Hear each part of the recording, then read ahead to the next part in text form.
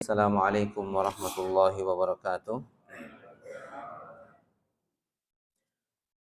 Alhamdulillah wassalatu wassalamu ala Rasulillah wa ala alihi wa sahbihi wa mawala. Asyhadu an la ilaha illallah wahdahu la syarikalah wa asyhadu anna Muhammadan abduhu wa rasuluhu la nabiyya ba'da. Hadirin yang dirahmati oleh Allah Subhanahu wa taala, marilah kita selalu memanjatkan puja dan puji syukur kehadirat Allah Subhanahu wa taala, yang mana sampai pada pagi hari ini kita masih diberikan banyak nikmat oleh Allah Subhanahu wa taala. Nikmat kesehatan, kemudian juga nikmat kesempatan, kemudian yang paling penting dari nikmat itu semua yaitu nikmat iman, sehingga kita sama-sama dapat memenuhi salah satu undangan Allah Subhanahu wa taala, yaitu sholat subuh berjamaah. Semoga langkah-langkah kita, niat-niat kita, dan seluruh rangkaian ibadah kita pada pagi hari ini diterima oleh Allah Subhanahu wa taala dan dosa-dosa kita diampuni oleh Allah Subhanahu wa taala. Amin ya rabbal alamin. Selanjutnya salawat serta salam semoga selalu tercurah kepada junjungan kita Nabi besar Muhammad sallallahu alaihi wasallam, yang mana dengan perantara beliau, dengan amanahnya beliau, Islam sampai kepada kita. Dan kita berharap yang hadir di masjid ini pada khususnya semoga kita termasuk dari pengikut beliau yang kelak insya Allah mendapatkan syafaat dari Rasulullah Shallallahu Alaihi Wasallam. Amin ya rabbal alamin. Hadirin yang dirahmati oleh Allah Subhanahu Wa Taala, pada kesempatan pagi hari ini yang singkat ini, izinkan kami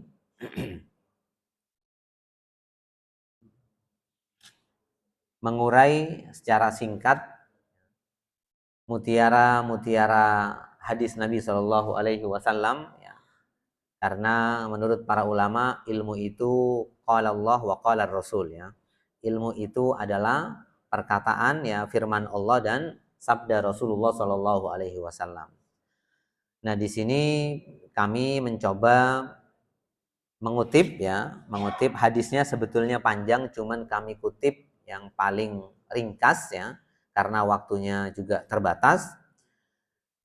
Nabi Shallallahu Alaihi Wasallam dalam sebuah hadisnya diriwayatkan oleh Ibnu Umar, ya, ini kami kasih judul tentang 3 penyelamat, ya, 3 penyelamat seorang hamba.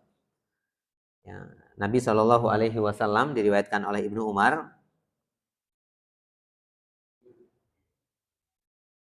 Oke, mudah-mudahan terlihat. Hadirin yang dirahmati oleh Allah Subhanahu wa taala, hadis ini diriwayatkan oleh sahabat Ibnu Umar, ya. Ibnu Umar itu adalah anaknya Umar bin Khattab, Abdullah Ibnu Umar, ya. Hadis ini meskipun menurut para ulama ada perbincangan, ada perdebatan sederhana, ya, namun hadis ini oleh Imam Al-Albani rahimahullah, ya, dia mengatakan hadis ini secara syarat masuk hadis hasan, ya. Secara syarat masuk hadis hasan. Hadis hasan itu adalah hadis-hadis doif yang banyak kemudian derajatnya naik menjadi hadis hasan, ya. Mungkin jamaah pernah mendengar ada hadis hasan, ada hadis doif, kemudian ada hadis sahih, ya. Sahih itu pun ada sahih li ghairihi, ada sahih li dzatihi. Artinya ada beberapa macam, ya. Nah, hadis hasan, ya, hadis hasan ini adalah hadis doif yang banyak, ya, periwayatannya banyak. Redaksi hadis semacam ini banyak, ya, termasuk mungkin salah satu yang mungkin, ya, jamaah sering mendengar terkait dengan segala sesuatu, ya, yang tanpa dimulai dengan bismillah maka dia terputus. Masih ingat gak? Hadirin yang dirahmati oleh Allah Subhanahu wa taala, ada hadis, ya, itu hadisnya secara ilmu hadisnya dhaif, ya. Tapi periwayatannya banyak, ya, sehingga hadisnya menjadi hadis hasan, ya. Kata Nabi Shallallahu alaihi wasallam, kullu amrin dzibalin la yuftahu la yuqra'u atau la yuftahu atau la yubda'u bi ismillah fahuwa aqta atau ajdar, ya.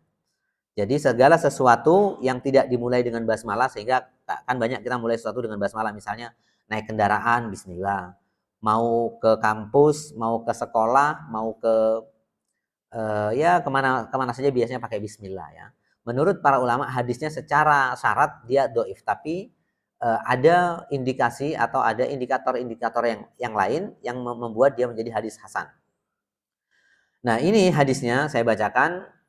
Di hadis ini di kitabnya Ibnu Hibban, ya, dan juga di Abdur Razak. Nabi Shallallahu Alaihi Wasallam bersabda, salasun munjiyatun ya.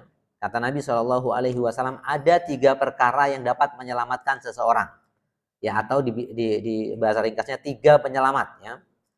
Ada 3 hal yang bisa menyelamatkan seseorang ya. Yang pertama, khasyatullahi fis sirri wal alaniyah ya. Yang pertama kata Nabi Shallallahu Alaihi Wasallam, takut kepada Allah atau bertakwa kepada Allah pada saat sendirian dan pada saat ramai ya. Jadi takwa itu hadirin yang dirahmati oleh Allah Subhanahu wa taala. Bertakwa yang pertama kata Nabi, bertakwa kepada Allah baik itu dikala sendiri maupun dikala keramaian ya. Artinya takut kepada Allah itu tidak hanya pas banyak orang tapi juga dikala sendirian. Nanti akan kita urai ringkas ya, singkat. Wal qasdu fil faqri wal ghina ya. Kemudian kata Nabi Shallallahu alaihi wasallam yang dapat menyelamatkan seseorang yang kedua adalah sikap sederhana baik dalam keadaan sempit maupun dalam keadaan lapang ya. Ini lebih spesifik, Nabi mengatakan sederhana dalam keadaan fakir atau dalam keadaan kaya ya. Jadi sederhana ya. Kemudian yang ketiga, wal adlu fil ghadabi war ridho ya. Kata Nabi Shallallahu alaihi wasallam salah satu yang menyelamatkan yang ketiga adalah bersikap adil dalam kondisi marah dan dalam kondisi ridho ya. Ya bersikap adil ya. Jadi kata Nabi Shallallahu Alaihi Wasallam yang pertama yang menyelamatkan kita, yang dapat menyelamatkan seseorang, takut kepada Allah dikala sendirian maupun dikala ramai ya.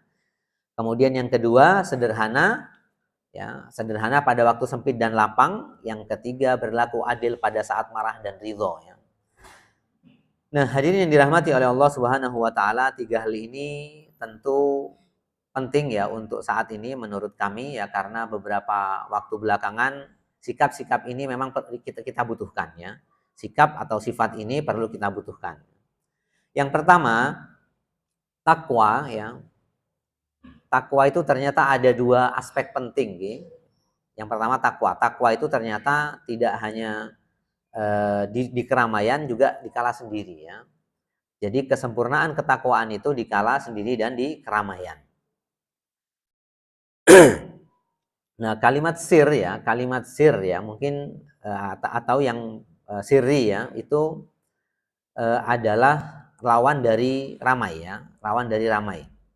Makanya ada sholat sir ya, ada sholat jahar ya, sholat yang ada suaranya, kemudian sholat yang tidak bersuara ya, maksudnya tidak suaranya tidak terdengar ya, sir. Tapi dia ada ya, takwa ya, takwa dikala sendirian dan di keramaian. Nah, hadirin yang dirahmati oleh Allah Subhanahu wa taala, takwa secara bahasa adalah takut. Takwa secara bahasa ini takut atau menjaga ya. Takwa secara bahasa takut atau menjaga ya. Jadi menjaga, takut kepada Allah tadi sudah dijelaskan, khasyatullahi fis sirri wal alan. Nah, ciri-ciri orang bertakwa, karena takwa insya Allah kita sudah memahami ya. Insya Allah sudah memahami karena biasanya khotib-khotib Jumat pun mengingatkan kita ya. Khotib itu dimulai dengan berwasiat takwa ya. Biasanya khotib mengatakan usikum wa iya ya nafsi bitaqwallah ya. Kata khotib biasanya menjelaskan di salat Jumat ya, atau misalnya juga di kesempatan yang lain mengatakan tentang wasiat takwa ya. Takwa itu adalah takut kepada Allah. Nah, ciri-cirinya saja ya. Nah, ciri-ciri orang bertakwa nanti biar kita bisa langsung ya, kira-kira nanti kita termasuk orang-orang yang berusaha bertakwa atau tidak ya. Nah, ciri-ciri orang yang bertakwa yang pertama adalah menjaga batasan Allah Subhanahu wa taala ya. Orang-orang yang bertakwa itu kata Umar bin Khattab radhiyallahu anhu adalah orang yang menjaga batasan Allah. Ya kata Umar, orang yang bertakwa itu seperti berjalan di jalan yang banyak durinya. Jadi kita harus hati-hati ya.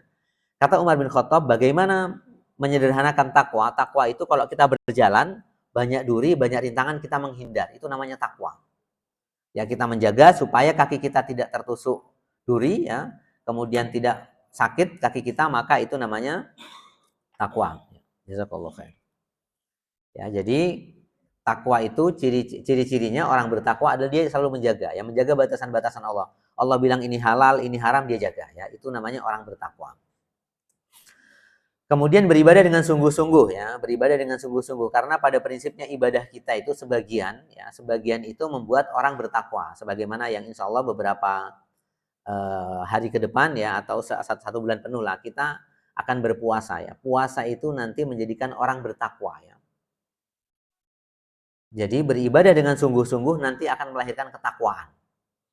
Ya, kata Allah Subhanahu wa taala ketika menyinggung tentang ayat puasa, ya ayyuhalladzina amanu kutiba alaikumusyamu kama kutiba alal ladzina min qablikum la'allakum tattaqun ya. Semoga ya kalian menjadi orang yang bertakwa ya. Wahai orang-orang yang beriman, telah ditetapkan kepada kalian puasa ya sebagaimana orang-orang terdahulu agar kalian bertakwa ya, karena orang-orang terdahulu juga bertakwa ya. Ketika disebut orang-orang terdahulu, maka masuk para nabi ya, orang-orang soleh ya, orang-orang alim yang sebelum kita ya. Mereka menjalankan perintah ya ibadah itu dengan sungguh-sungguh ya, karena nanti ibadah yang sungguh-sungguh itu nanti akan melahirkan ketakwaan. Maksudnya begini, kalau kita bersungguh-sungguh puasa maka kita akan berhati-hati ya. Ngomongnya baik ya, kemudian kita sayang dengan puasa kita ya. Ketika kita sholat misalnya dengan khusyuk ya, segala sesuatu kita lengkapi ya, kekurangannya kita hindari kekurangan sholat ya. Misalnya sholat ya khusyuk ya, fokus kepada Allah Subhanahu wa taala, nanti akan melahirkan ketakwaan ya. Yang melahirkan ketakwaan. Kemudian juga zakat ya, zakat meskipun secara spesifik Allah Subhanahu wa taala mengatakan ciri-ciri orang yang bertakwa adalah orang yang dia berzakat ya, berzakat maupun berinfak dikala senang maupun dikala susah ya. Ini ciri-cirinya ya. Nanti kalau kita misalnya ingin menjadi orang-orang yang bertakwa, kita lihat aja ciri-cirinya. Kira-kira kita termasuk enggak dengan ciri-ciri orang bertakwa sebagaimana yang disebutkan di dalam Al-Qur'an. Kemudian memaafkan orang lain ya. Memaafkan orang lain. Ciri-ciri orang bertakwa itu adalah orang yang pemaaf ya, orang-orang yang pemaaf. Jadi hadirin yang dirahmati oleh Allah Subhanahu wa taala, Allah Subhanahu wa taala berfirman di dalam surat Ali Imran ya. Surat Ali Imran. Salah satu ciri-ciri orang yang bertakwa adalah wal afina anin nas ya.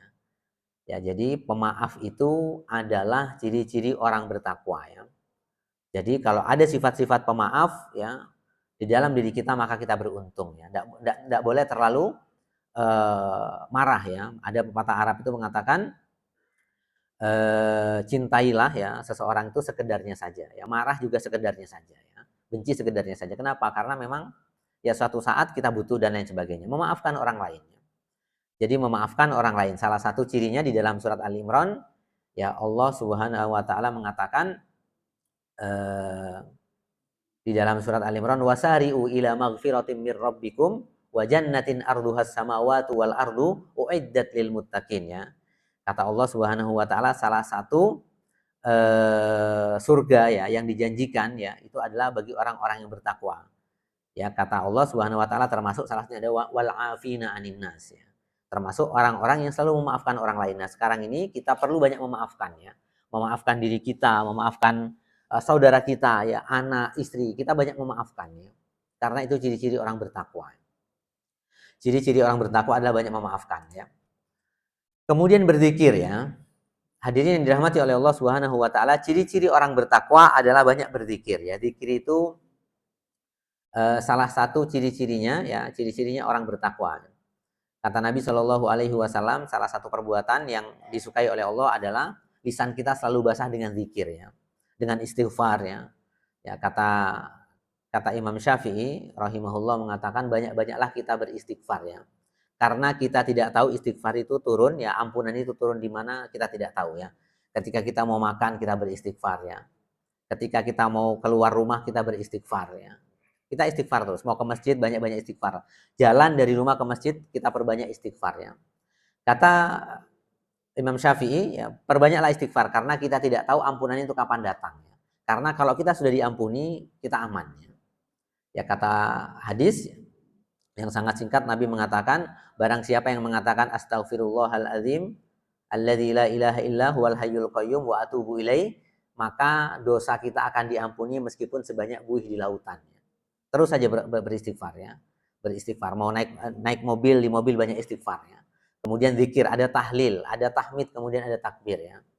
Ya, ada zikir-zikir yang disukai oleh Allah Subhanahu wa taala ya terkait dengan zikirnya ya spesifik. Allah Subhanahu wa taala menyukai tahlil, kemudian juga menyukai tahmid dan menyukai takbir ya. Ya subhanallah wa bihamdihi subhanallahil azim. Ya, dua kalimat yang disukai oleh Allah Subhanahu wa taala. Kita banyak berzikir. Kemudian yang berikutnya, ciri-ciri orang bertakwa adalah sifat sabar ya, sabar. Kesabaran itu termasuk orang-orang yang bertakwa ya. Di dalam ayat Allah juga mengatakan sifat sabar adalah ciri-ciri orang bertakwa. Kemudian moralitas tinggi ya. Hadirin yang dirahmati oleh Allah Subhanahu wa taala, orang-orang yang bertakwa adalah memiliki moralitas ya, akhlaknya baik ya. Akhlaknya baik. Itu sebagaimana Nabi Shallallahu alaihi wasallam banyak orang takjub ya, respect kepada Nabi itu karena Nabi akhlaknya baik ya. Biasanya orang-orang bertakwa itu akhlaknya baik. Akhlaknya bisa dilihat di rumah akhlaknya baik, ya di masjid akhlaknya baik, di kantor akhlaknya baik, itu biasanya menandakan dia ciri-ciri orang bertakwa ya. Dia merasa segala perbuatan dia diawasi oleh Allah Subhanahu wa taala. Ini tingkatan tertinggi dalam seorang hamba adalah ketika selalu merasa diawasi. Ketika selalu merasa diawasi oleh Allah Subhanahu wa taala, muraqabah, maka dia akan mempunyai akhlak yang baik ya. Dia tidak akan berani menyakiti saudaranya, mendolimi saudaranya, ya kemudian memakan harta saudaranya dan lain sebagainya. Nah, kemudian yang berikutnya berinfak di kala sempit dan lapang ya. Ini juga spesifik Allah Subhanahu wa taala mensifatkan orang-orang bertakwa. Kata Allah Subhanahu wa taala, alladzina yunfikuna fis sarra'i wad-dharra ya. Orang-orang yang bertakwa di dalam surat Ali Imran juga ya, salah satu surga yang dijanjikan bagi orang-orang muttaqin yang luasnya seluas langit dan bumi, itu diperuntukkan orang-orang yang bertakwa. Salah satunya adalah orang yang berinfak di kala sempit dan lapang. Ini luar biasa ya. Jadi hadirin yang dirahmati oleh Allah Subhanahu wa taala, pada prinsipnya infak itu tidak perlu harus banyak ya, tidak mesti harus banyak harta. Ya sedikit harta bersedekah itu salah satu bagian ya pembelajaran terhadap diri kita untuk menjadi orang-orang yang bertakwa ya. Dan ini kita bisa lihat ya contoh dari orang-orang terdahulu, para ulama ya, para sahabat ya. Kalau kita lihat kisah-kisah para sahabat itu luar biasa. Mereka sebetulnya kekurangan, tapi ketika saudaranya membutuhkan, mereka tetap bisa membantu ya. Ini bagian dari ketakwaan ya, ciri-ciri orang bertakwa. Nah, kemudian hadirin yang dirahmati oleh Allah Subhanahu wa taala, nah keutamaan orang yang bertakwa ya. Kalau kita sudah tahu ciri-cirinya, karena ini ada keutamaan ya, ada faedah ya. Atau apa yang akan kita dapatkan kalau kita bertakwa? Yang pertama adalah takwa ini sebaik-baik bekal ya. Sebaik-baik bekal kalau kita nanti pulang yang menghadap Allah Subhanahu wa taala, bukan harta benda ya, bukan anak ya, bukan yang lainnya ya, bukan popularitas ya, bukan jabatan kita di masyarakat, tidak, tapi yang paling ya, yang paling kita butuhkan nanti di hari kiamat ya, adalah takwa ya. Kata Allah Subhanahu wa taala, wa tazawwadu fa inna khairaz zadi at-taqwa ya. Jadi popularitas, kemudian kekayaan, apalagi kedudukan ya, itu akan kita tinggalkan. Tidak ada apa-apanya ya. Yang nanti ada apa-apanya ya, yang akan bermanfaat bagi kita adalah takwa. Bagaimana takwa yang kita singgung tadi ya? Takwa itu kalau kita hati-hati ya, kemudian kita juga berbuat baik ya, berbuat baik dengan bersungguh-sungguh, kita berpuasa dengan sungguh-sungguh ya. Puasa kita hitung-hitung ya, kita sambil kita introspeksi puasa kita, sholat kita, itu termasuk orang bertakwa. Kita introspeksi sholat kita ya. Sholat kita tadi sudah benar atau tidak ya, rukunnya sudah tepat atau itu sungguh-sungguh ya. Wudunya sudah betul atau tidak, itu bagian dari cerminan sikap takwa. Karena takut amalannya tidak diterima ya. Karena takut amal tidak diterima. Karena ya kalau amal tidak diterima ya sia-sia ya. Karena pada prinsipnya hadirin dirahmati oleh Allah Subhanahu wa taala, ibadah ini juga capek ya. Tapi kita tidak mau capek-capek kita ini tidak dapat pahala ya. Nah, catatannya adalah ya kita bersungguh-sungguh dalam beribadah ya. Luar biasa misalnya ketika pagi kita sudah datang ya, itu bagian dari kita sungguh-sungguh ya. Sebelum adzan berkumandang atau yang penting sebelum qomat kita sudah datang, itu bagian dari sungguh-sungguh ya. Ya sungguh-sungguh, dan kesungguhan itu salah satunya terlihat ya. Ya semoga kita termasuk semua yang ada di sini. Misalnya sholat subuh ini kan sholat yang paling berat ya. Kata para ulama, sholat subuh ini seperti perang ya. Kata para ulama ya, dan ini kita harus istiqomah ya. Kata para ulama mengatakan sholat subuh ini seperti kita sedang berperang. Tidak akan mendatangi kecuali para rijal ya, orang-orang yang laki-laki yang kuat-kuat ya. Jadi ini kita perlu istiqomah, dan ini juga bagian dari sungguh-sungguh dalam beribadah adalah bagian dari ciri-ciri orang bertakwa. Kemudian hadirin yang dirahmati oleh Allah Subhanahu wa taala, mendapatkan pertolongan dari Allah Subhanahu wa taala. Ayatnya banyak ya. Allah mengatakan wa may yattaqillaha yaj'al lahu makhraja ya. Orang-orang yang bertakwa itu akan mendapatkan jalan keluar ya, pertolongan ya. Akan mendapatkan jalan keluar meskipun dalam detik-detik terakhir. Dan ini sudah dicontohkan oleh Allah Subhanahu wa taala dalam banyak ayat. Para nabi itu dapat pertolongan karena mereka bertakwa, mereka yakin. Kadang pertolongan itu tidak disangka-sangka ya. Kadang pertolongan tidak disangka-sangka ya. Sebagaimana Nabi Musa alaihi salam ya, ketika di depan ada laut, di belakang ada tentara Firaun, apa yang dikatakan oleh Musa? Tuhan, dia masih percaya ya, Tuhanku akan menyelamatkanku ya. Dia berdoa, ya Allah, minta jalan keluar ya. Kadang jalan keluar itu tidak kita sangka-sangka ya. Jadi ketika Nabi Musa mengatakan sudah pasrah, di belakang ada tentara Firaun, kemudian di depan ada laut, maka Allah mengatakan ya jalan keluarnya di depan. Ya kata Allah Subhanahu wa taala, pukulkan tongkatmu ya, dipukulkan tongkatnya kemudian ada jalan keluarnya. Nah, sehingga hadirin yang dirahmati oleh Allah Subhanahu wa taala, jangan takut kalau kita bertakwa ya. Insya Allah ada jalan keluar. Insya Allah ada jalan keluar. Kemudian juga rezeki yang tidak disangka-sangka ya. Yarzuqhu min haitsu la yahtasib, kata Allah Subhanahu wa taala. Kemudian yang berikutnya urusannya dipermudah oleh Allah Subhanahu wa taala. Kita punya problem ya. Semuanya punya problemnya masing-masing ya. Kadang kita tuh merasa kita ini yang paling yang paling sulit ya. Ternyata masih ada yang lebih sulit daripada kita. Nah, kata Allah Subhanahu wa taala, kesulitan itu akan dipermudah ya. Allah Subhanahu wa taala berfirman di dalam surat Inna ma'al usri yusra ya. Dan diulang 2 kali. Kata para ulama tidak akan kalah kemudahan dengan satu kesulitan dengan kedua kemudahan, karena diulang 2 kali ayatnya. Inna ma'al usri yusra fa inna ma'al usri yusra. Diulang 2 kali ya.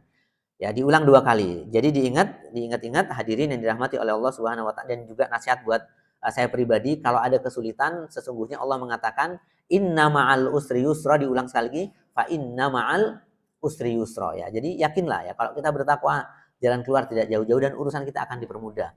Kita punya problem ya. Kita punya problem. Semua orang itu punya problem, punya masalah ya. Cuman ada yang teriaknya lebih kencang, ada yang enggak ya. Ada yang berisik, ada yang tidak ya. Ada yang dia langsung curhat kepada Allah, dia mengadu kepada Allah. Ada yang berisik ya, misalnya di media sosial ya. Ada ya. Ya makanya orang itu bagaimana dia menghadapi problem itu yang paling penting ya. Karena Allah Subhanahu wa taala mengatakan orang yang bertakwa maka urusannya akan dipermudah, problemnya akan dipermudah, dikasih jalan keluar. Kemudian yang berikutnya, hadirin dirahmati oleh Allah Subhanahu wa taala, mendapatkan pahala yang besar ya dan berlipat ya. Ini jelas ya, orang yang bertakwa itu karena dia berusaha ya melalui segala perintah kemudian larangan Allah Subhanahu wa taala ya, dia jaga, maka mendapatkan pahala yang besar. Kemudian juga mendapatkan ampunan ya, mendapatkan ampunan dari Allah Subhanahu wa taala. Kalau dosa kita diampuni, maka kita aman ya. Jadi kalau dosa-dosa kita diampuni, maka insya Allah kita berhak mendapatkan surga Allah Subhanahu wa taala. Nah, kemudian yang berikutnya, ini juga nasihat ya buat saya pribadi dan jamaah sekalian, teman yang bertakwa itu dapat diandalkan ya. Kalau punya teman bertakwa itu dapat diandalkan ya. Diandalkan di mana? Di hari kiamat. Kata Allah Subhanahu wa taala, al-akhillau yauma idzin ba'duhum li ba'din adu illal muttaqun ya. Kata Allah Subhanahu wa taala, nanti di hari kiamat orang yang berteman, orang yang saling cinta ya. Ya sohib ya, kalau bahasa kita sekarang bestie misalnya, itu nanti akan saling bermusuhan ya. Ya karena ada istilah-istilah saat ini, ada bestie, ada sohib ya, apalagi yang paling dekat itu teman ya. Kata Allah Subhanahu wa taala nanti di hari kiamat akan menjadi musuh ya. Al-akhillau yauma idzin ba'duhum li ba'din aduwwun illal muttaqun ya. Seseorang yang saling mencintai, teman ya, kerabat ya. Kemudian apa bahasa yang paling ya sohib dan lain sebagainya, teman akrab ya, itu akan menjadi musuh kecuali orang-orang yang bertakwa. Kecuali orang-orang yang bertakwa, maka beruntunglah kita kalau punya teman-teman orang bertakwa. Dia bisa menyelamatkan kita ya. Dia bisa menyelamatkan kita. Sekelas Hasan Al-Basri saja, seorang tabi'in ya, murid seniornya Ibnu Abbas, namanya Hasan Al-Basri itu mengatakan, wahai teman-temanku ya, wahai ya bahasanya teman-temanku dan pengajian ya, teman-teman pengajianku, nanti kalau kalian tidak mendapatiku di surga, tolong saya cari di neraka ya. Luar biasa ya. Dia juga mengharapkan teman-teman yang bertakwa ya. Sekelas Hasan Al-Basri tidak pede masuk surga ya. Dia mengatakan, kalau kamu tidak mendapatkanku di surga, tolong saya cari di neraka ya. Maksudnya saya dibantu untuk dikeluarkan, karena memang teman-teman bertakwa ini bisa diandalkan ya. Teman-teman yang bertakwa itu bisa diandalkan. Kalau kita punya teman-teman takwa, kita nggak tahu barangkali kita didoakan oleh mereka. Karena sebaik-baik doa adalah doa sesama saudara yang tidak diketahui oleh saudaranya. Maksudnya doa baik, bukan doa buruk ya. Doa baik kepada saudaranya. Ya Allah, misalnya ada saudara kita lagi kesulitan, ya Allah tolong kesulitannya diangkat ya. Tolong dia anaknya disukseskan ya. Itu doa yang paling ya afdol ya, dan itu pahalanya besar. Kita mendoakan saudara kita kebaikan, tapi saudara kita tidak tahu, itu doa yang luar biasa. Nanti akan kembali ke kita ya. Maka akan kembali ke kita ya. Jadi doa terhadap saudara itu bagian dari kita punya teman-teman bertakwa ya. Kalau cari teman yang bertakwa ya. Kenapa? Karena bisa diandalkan ya. Cari teman-teman yang bisa diandalkan baik di dunia maupun di akhirat. Nah, kemudian orang yang bertakwa tidak akan masuk neraka ya, otomatis ya. Dia tidak akan merasakan neraka karena dia bertakwa ya. Dia selalu berhati-hati berusaha, maka dia akan masuk surga. Kemudian hadirin yang dirahmati oleh Allah Subhanahu wa taala, selanjutnya sikap sederhana ya, kata Nabi Shallallahu alaihi wasallam, yang kedua yang menyelamatkan seseorang adalah sikap sederhana baik dalam keadaan kaya maupun miskin. Ya, maksudnya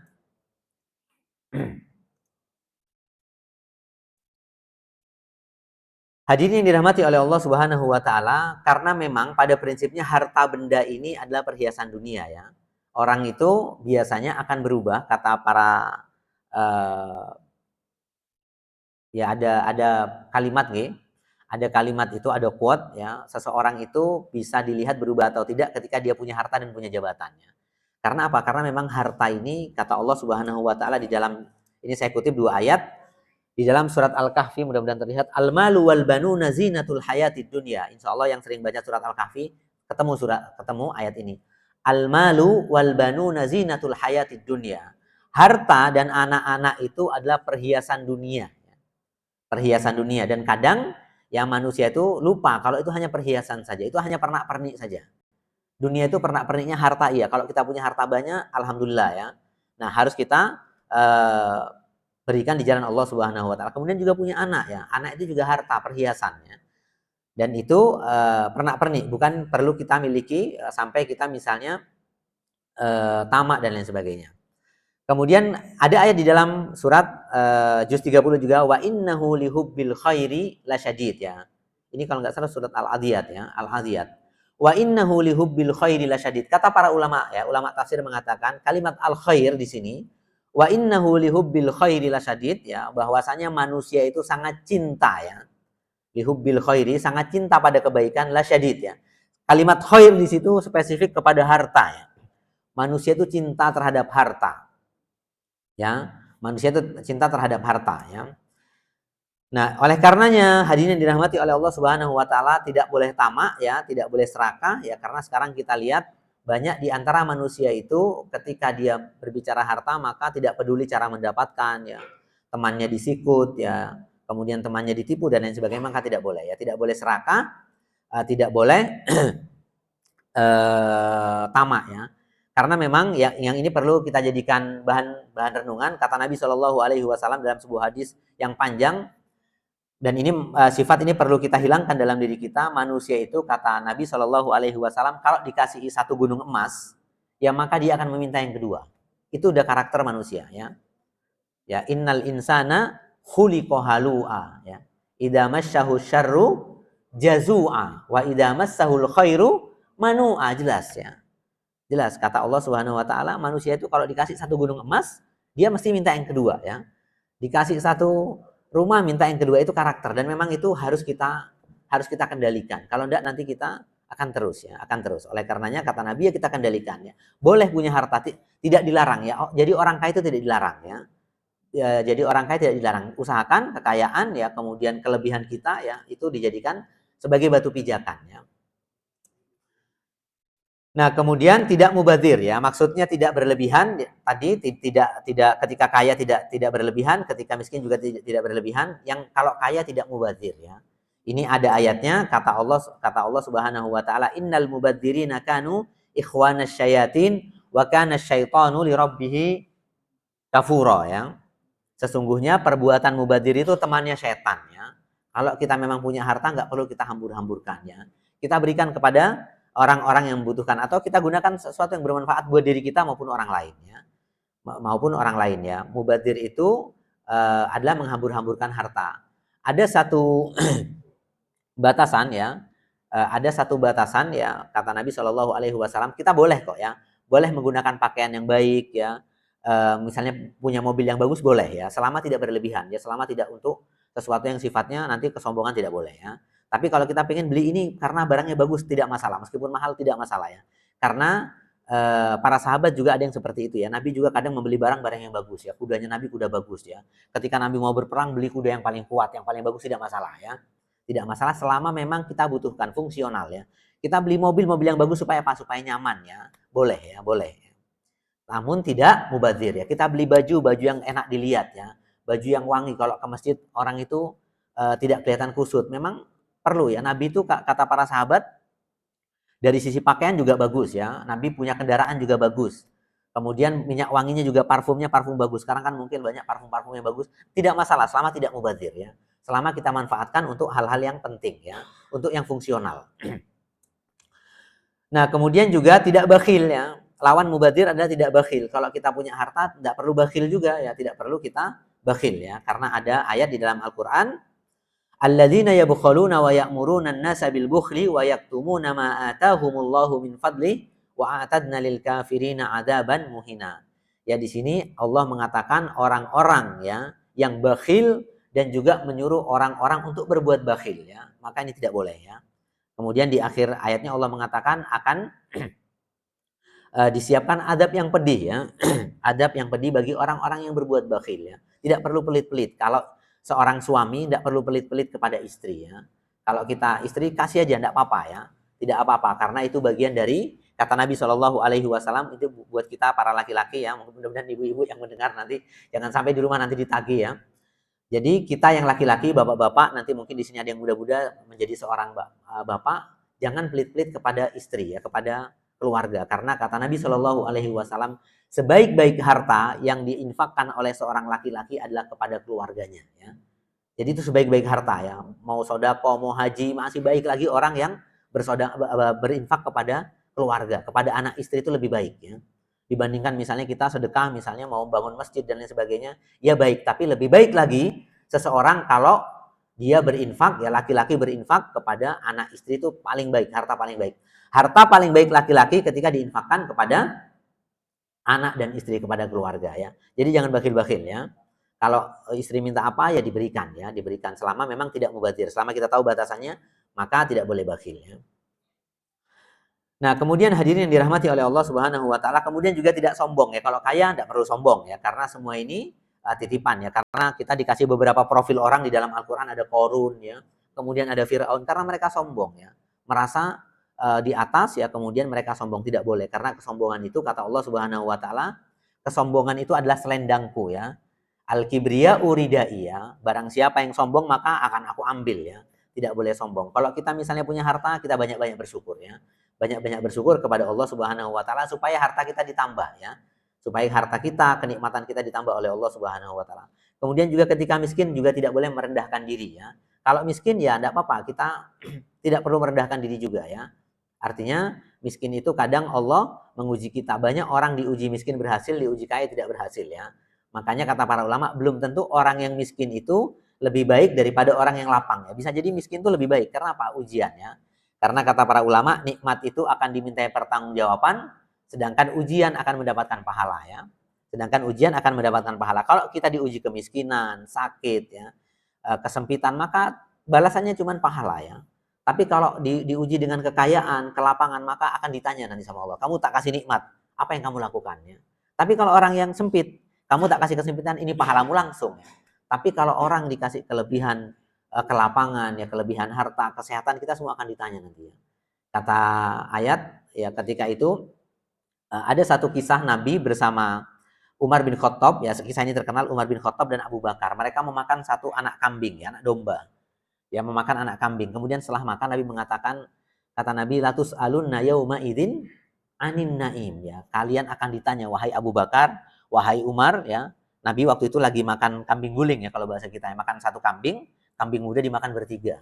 Kemudian setelah makan Nabi mengingatkan Umar bin Khattab dan Abu Bakar, wahai Abu Bakar dan Umar, dengan makanan ini kita akan ditanya, latus alunna yauma idzin anin naim, kamu akan ditanya tentang kenikmatannya. Makanya hadirin yang dirahmati oleh Allah Subhanahu wa taala, belum tentu kesempitan, ya, kesusahan itu Allah tidak sayang kepada kita. Justru kadang Allah itu sayang kepada kita, ya. Kita dikasih itu karena kita mau dikasih pahala, ya.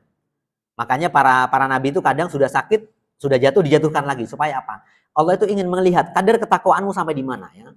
Coba bayangkan para nabi itu, ya. Nabi itu sudah ditinggal mati Khadijah, ya, kemudian ditinggal mati pamannya, kemudian dakwah dipersempit. Untuk apa? Untuk menaikkan derajatnya.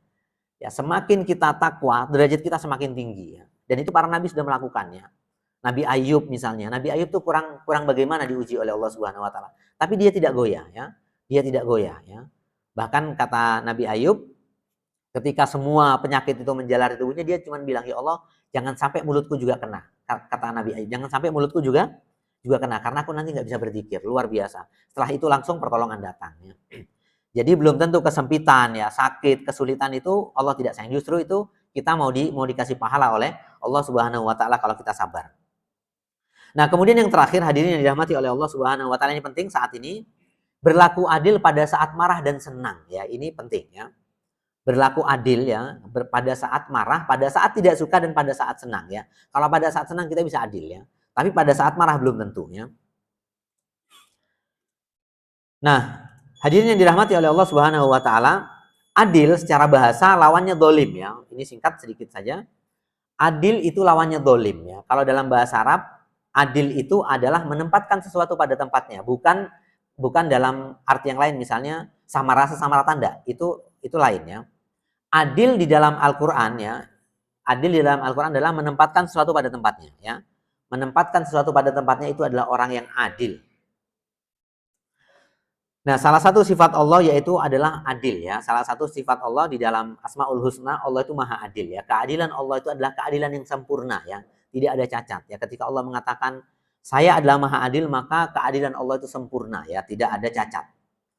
Nah, kemudian hadirin yang dirahmati oleh Allah Subhanahu wa taala, kita juga diperintahkan untuk berbuat adil, ya. Kita diperintahkan oleh Allah untuk berbuat adil, ya, berbuat adil. Ini ayatnya. Innallaha ya'muru bil adli. Ini biasanya khatib-khatib juga menyinggung. Innallaha ya'muru bil adli wal ihsani wa ita'i dzil qurba wa yanha 'anil fahsya'i wal munkari wal baghi ya'idukum la'allakum tadzakkarun, ya. Kata Allah Subhanahu wa taala, sesungguhnya Allah memerintahkan berbuat adil dan ihsan, ya. Jadi keadilan itu adalah perintah, ya. Adil terhadap diri sendiri, ya, kepada keluarga kita, ya, karena kita nanti akan dimintai pertanggungjawabannya. Adil itu tidak hanya ketika kita jadi hakim, tidak ketika kita misalnya jadi pemimpin, enggak, tapi kepada keluarga kita juga kita harus adil, ya. Ketika kita misalnya menafkahi, ya, kemudian baik itu lahir maupun batin, maka kita harus adil, ya, berlaku adil kepada sesama. Dan ini Allah Subhanahu wa taala mengatakan di dalam ayatnya, ya, Allah memerintahkan berbuat adil. Kemudian yang berikutnya, i'dilu huwa aqrabu littaqwa. Nah, ini penting tadi, ya. Berbuat adillah kalian karena keadilan itu dekat dengan takwa, ya. Keadilan itu dekat dengan ketakwaannya. Jadi kalau kita sering berbuat adil, ya, adil ya, kepada keluarga, kepada harta kita, ya. Kita adil, maka kita dekat dengan Allah Subhanahu wa taala. Nah, kemudian keutamaan orang yang berbuat adil, ya, mendapatkan naungan Allah, ya, di padang mahsyar, ya. Kata Allah Subhanahu wa taala di dalam hadis yang panjang, nanti ada 7 golongan yang dinaungi oleh Allah, salah satunya adalah al-imamu al-adil, ya, imam yang adil, ya. Kita kalau jadi imam, karena pada prinsipnya kita ini semua imam, ya. Seorang suami itu imam kepada keluarganya, kita harus berlaku adil kepada keluarga kita, kepada anak-anak kita, kepada istri kita dan keluarga kita, itu kita harus berlaku adil, ya. Jangan sampai tidak adil, ya. Supaya apa? Supaya kita termasuk yang dinaungi oleh Allah Subhanahu wa taala di padang mahsyar. Kemudian Allah menyukai orang-orang yang berbuat adil. Ini ayatnya, innallaha yuhibbul muqsitin, ya. Kemudian mendapatkan ampunan ya. Orang-orang yang berbuat adil maka akan mendapatkan ampunan dari Allah Subhanahu wa taala. Kemudian yang berikutnya, orang yang berbuat adil akan tenang ya. Kalau kita berbuat adil kepada sesama, maka kita akan tenang ya. Kita akan tenang hati itu. Sekarang hadirin yang dirahmati oleh Allah Subhanahu wa taala, ketenangan hati itu agak mahal ya. Banyak orang hatinya tidak tenang. Kenapa? Mungkin salah satunya adalah karena tidak berbuat adil ya. Mungkin kita punya bawahan di kantor ya, karena kita mungkin ada suka terhadap fulan karena macam-macam itu masuk dalam hadis ini ya. Jadi keadilan itu harus imbang ya, objektif ya, bukan subjektif. Kemudian berkah dalam hidup ya. Ini penting ya untuk saat ini, keberkahan dalam hidup. Kata para ulama, berkah itu yang dimaksud adalah ziyadatul khair ya. Bertambahnya kebaikan dalam hidup kalau kita selalu berbuat adil. Kemudian yang terakhir, hadirin yang dirahmati oleh Allah Subhanahu wa taala, menutup kajian atau mudzakarah pada pagi hari ini, marilah kita terus istiqomah dalam bertakwa ya. Takwa itu perlu istiqomah ya, harus terus istiqomah. Kenapa? Karena yang dibutuhkan ya oleh kita adalah istiqomah di jalan yang benar ya. Artinya kita harus kalau menurut para ulama, yang penting kita cari dulu jalannya ya. Kalau kita terus berjalan di jalan ketakwaan, maka insya Allah kita akan mendapatkannya ya. Sebagaimana tadi bekal takwa adalah sebaik-baik bekal. Kemudian yang berikutnya hidup sederhana ya. Tadi dijelaskan ya, hidup sederhana ini menjadi prinsip ya. Jangan sampai kita tergoda oleh standar-standar yang sekarang ini standarnya aneh-aneh ya. Standar TikTok, standar media sosial ya. Sekarang kan banyak ustadz-ustadz Google, ustadz-ustadz TikTok, itu kan menjadi standar ya. Sementara saya begini ya, hadirin yang dirahmati oleh Allah Subhanahu wa taala, ini ada agak miris ya, karena ini di bidang kami tentang ada satu istilah itu marriage is scary ya kalau bahasa. Pernah dengar nggak Bapak Ibu nggih? Marriage is scary itu kan standar yang luar biasa ya. Orang mau menikah itu takut ya. Itu kan sekarang menjadi standar yang digaungkan kepada anak-anak muda. Menikah itu menjadi sesuatu yang takut ya. Ya karena misalnya banyak, itu kasuistis saja ya. Dan ini menurut saya berbahaya ya. Nanti kalau nggak banyak orang menikah berbahaya ya. Karena quote itu terus berjalan. Mungkin kalau Bapak Ibu, karena sekarang ini kan kita banyak media sosial gitu, banyak sering lewat. Marriage is scary ya. Menikah itu adalah sesuatu yang membuat orang takut ya. Ini kan standar ya. Kenapa? Karena menurut mereka hidup itu tidak sederhana ya. Standarnya itu aneh-aneh. Misalnya suami harus penghasilan 25 juta. Itu kan menjadi standar ya. Enggak juga ya.